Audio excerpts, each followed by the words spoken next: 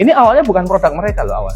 Kalau baca sejarahnya, bahkan Indomie itu dulu awalnya bukan didevelop sama Indofood, mereka beli. Oke, anggaplah ini berlima orang ini adalah satu kesatuan dari perusahaan yang namanya PT Indofood. Kita familiar kan? Nah, Indofood itu core kompetensinya bikin apa sih? Makanan, gitu-gitu kan, snacks kan. Nah, salah satu produk utamanya Indofood, ya itu kan adalah Indomie nih. Oke, anggaplah mereka bikin nih pertamanya.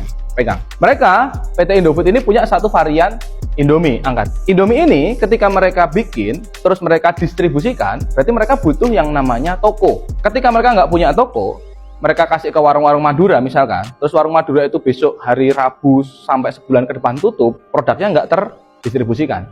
Makanya Indofood melakukan satu strategi untuk mendekatkan diri kepada konsumen yang namanya forward integration. Kenapa forward? Coba Nafis pindah sini. Nafis ini anggaplah dia adalah konsumennya. Dia sebagai konsumen geser ke situ, ini adalah produsen. Mereka nggak punya toko awalnya, kerjaannya bikin Indomie doang. Terus suatu hari mereka kepikiran, oke, kalau kayak gitu kita buka toko sendiri aja deh. Nah, mereka bikin anak perusahaan namanya Indomarko. Jadilah Indomaret. Si CEO-nya Indofood nge-split resources-nya. Udah deh, yang produksi you bertiga aja ya, kamu ngurusin Indomaret yuk gitu. Nah, dia jadi pengelolanya Indomaret. Nice.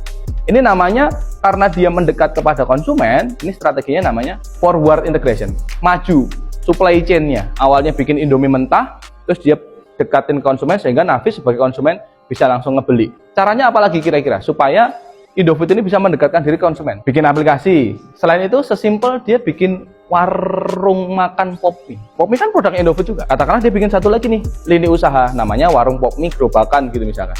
Terus dia bikin semua kelurahan di muka bumi ini ada produknya dia, sehingga Nafis lebih gampang untuk mengakses produknya dia yang matang, gitu kan? Nah, ini namanya forward integration, mendekatkan diri. Bisa juga si Indofood ini karena dia ini apa namanya? Karena mereka produksi mie, mereka punya ketergantungan sama supplier, ya kan? Bahan bakunya bikin mie adalah tepung. Kalau mereka pakai tepungnya orang lain, dan tepungnya orang lain itu produsennya itu tutup, mereka nggak bisa produksi mie. Kalau mereka nggak bisa produksi mie, toko Indomaretnya mau jualan apa? Makanya mereka melakukan satu hal yang namanya bikin anak perusahaan yang jualan tepung. Jadilah pembagian resources. Coba dua geser ke sini yuk. Kalian udah nggak lagi bikin, nggak, kamu di sini tetap.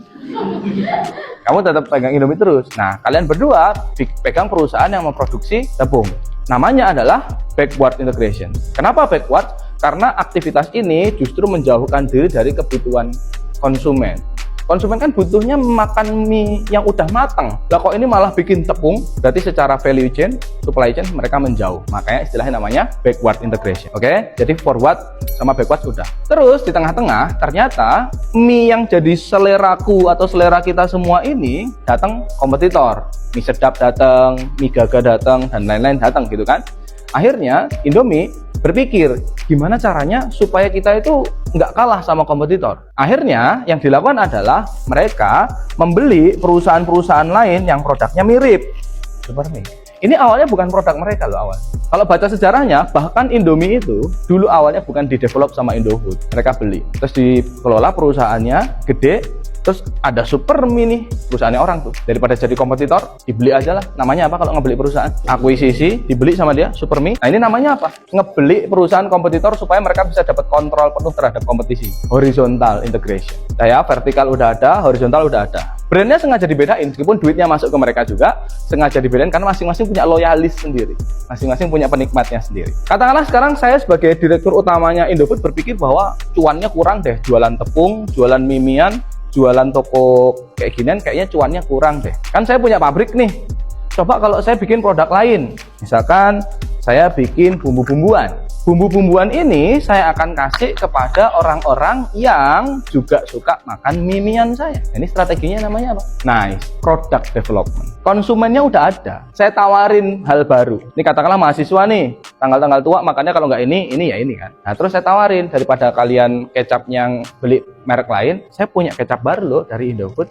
Sehingga makan mimian kita ini lebih cocok kalau pakai kecapnya ini. Namanya apa tadi? Product development. Saya nggak lagi puas dengan cuan jualan ginian di Indonesia. Akhirnya saya jual ini ke Dubai, ke Italia, ke Belanda, dan lain-lain. Produknya ini, tapi saya jual di negara-negara tetangga kita. Namanya market development. Market pasar development bangun. Jadi bangun pasar baru dengan produk yang udah ada. Produknya udah lama, tapi Dubai belum ada, kita datang ke Dubai.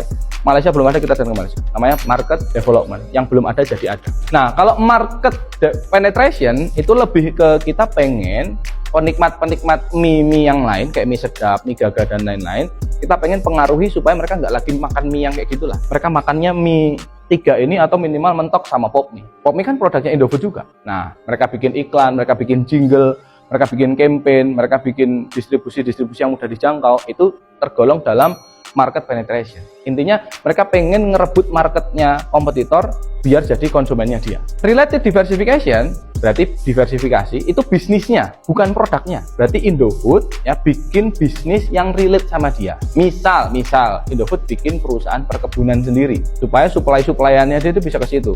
Misalkan bikin kecap kan butuh kedelai.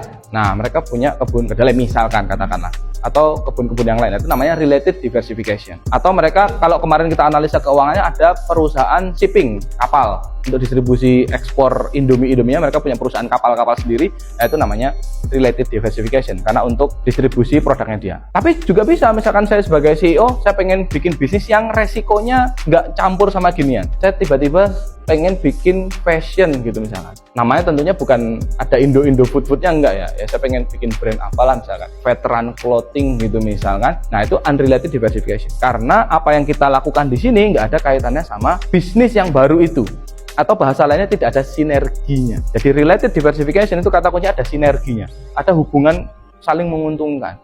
Kalau unrelated diversification antara apa yang kita lakukan di bisnis A sama di bisnis B itu nggak ada sinerginya, nggak ada kolaborasi positif. Berarti related udah, unrelated udah. Nah, retrenchment adalah misalkan Indofood ini penjualannya berkurang. Saya punya karyawan 5 orang.